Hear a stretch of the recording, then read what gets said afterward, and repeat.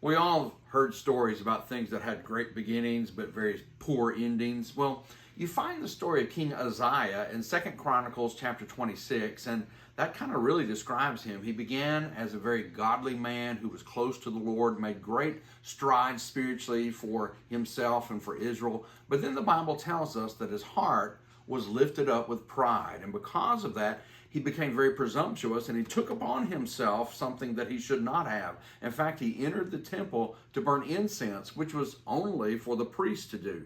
He was rebuked about that, and the text tells us that he became very angry when the priest spoke to him this way, but God struck him with leprosy, and he got out, but sadly, he lived the rest of his life as a leper in a separate house, and his son became the co-regent with him because he was unable to perform his responsibilities as king any longer. Solomon describes a situation somewhat like this in Ecclesiastes chapter 4. In fact, you begin reading at verse 13, "Better a poor and wise youth than an old and foolish king who will receive admonition or will not be admonished anymore."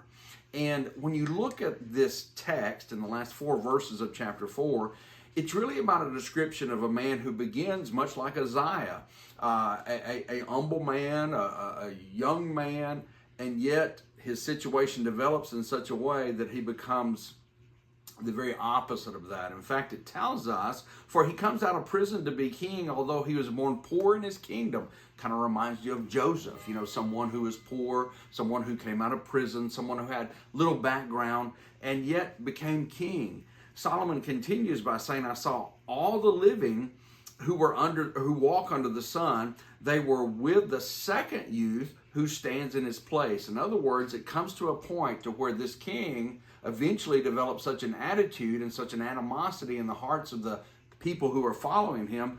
They're looking more for his youth. They're looking more for his son to take over and for him to be out of the picture.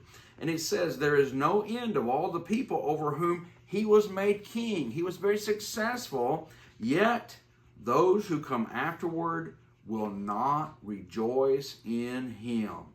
Why do they not rejoice in him? The key is back in verse 13. Because once he got older, he became foolish. Why was he foolish? Because the text tells us he would receive admonition no more.